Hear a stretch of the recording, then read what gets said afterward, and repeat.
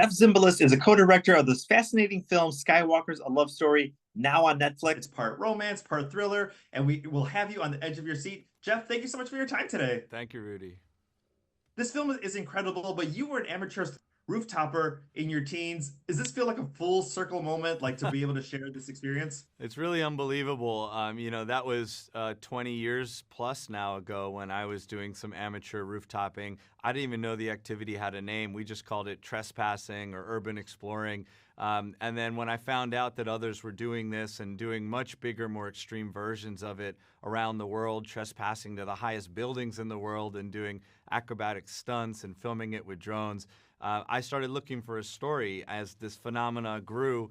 I was trying to find something that resonated as deeply as my experience had with me and wasn't just about daredevils risking their life for likes.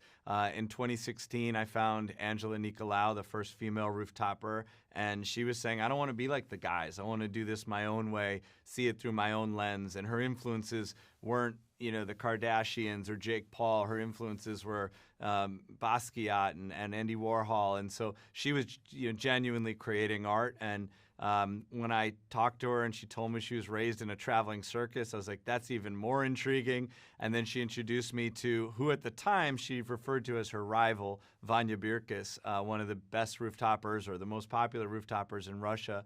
And it was clear underneath the surface that there was a bubbling flirtation there. And I thought, oh, okay, if this could be a love story on top of the world, if we can use extreme climbing as a metaphor for romantic trust, then finally all the pieces come together. And, we're surprised that this is where we're at, launching today on Netflix, that this harebrained scheme actually came together and that we have a movie. Yeah, because we've been filming, for the better part of 5 years. I mean, it was during COVID restrictions. I mean, there were so many different obstacles that you had to kind of face. Tell us a little bit about this moment that this movie's coming out, kind of seeing all the hurdles that everything you went through to bring this story out to the screen. Yeah, this is one of those passion projects where everybody who worked on it took a leap of faith, turned down more reliable opportunities. It's guerrilla filmmaking, number one, so there's a lot of liability legally and there's safety concerns. But also it's a cinema verite film, which means you don't know where the finish line is. You don't know what the climax is. You don't know if you'll ever get to a place that's satisfying. I mean, it tells the story of a couple in their romantic relationship. They may never get to a place of trust, right? So there was a huge gamble by everybody that took part in this. And, it's so satisfying and relieving to be at the finish line here and be able to show it to the world. You mentioned COVID.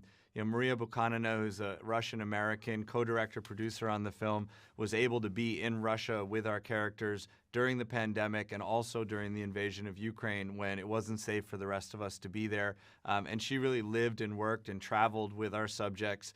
We shot over 200 hours over the course of 7 years, in addition to 60-plus hours that the rooftoppers shot themselves. So it was an enormously ambitious endeavor, and we're really grateful the response that we've gotten out of Sundance and film festivals and now with Netflix. I mean, watching the film, it's so beautifully shot. I mean, it's so incredible. You think about the heights and, them having to go up the buildings, but weather conditions. There was a couple of scenes where I'm watching it like this because you forget to factor that part in of like what they're doing. I mean, at what point, like in your experience, like how high did you go? Tell us a little bit about that. Yeah, we would go to some of the flatter roofs, lower roofs in some of these climbs, and then once they would go up to the spire or the crane, they would film it themselves. Ivan's a master drone operator, Vanya, and Angela is really good at capturing scenes, so she was able to get coverage of them for our editors to work with. They really started to understand that this was a different approach than what they were used to creating short form, that we were actually looking for all the stuff they were used to leaving on the cutting room floor. That meant them strategizing, those awkward moments, the disagreements, sometimes the bickering or the fights. We wanted to see the vulnerability. And one of the things that attracted me to these two is that unlike other extreme athletes who've sort of made peace with dying, doing what they love, which I can't relate to, they actually feel fear, Vanya and Angela, and they talk about it. Angela has multiple panic attacks during the film that are captured on camera, and so that's easier for me to identify with, and hopefully the effect is that viewers ask themselves questions about our own fear thresholds, our own courage thresholds, not necessarily with regards to extreme athletic endeavors, but much more so in terms of our relationships with our romantic partners.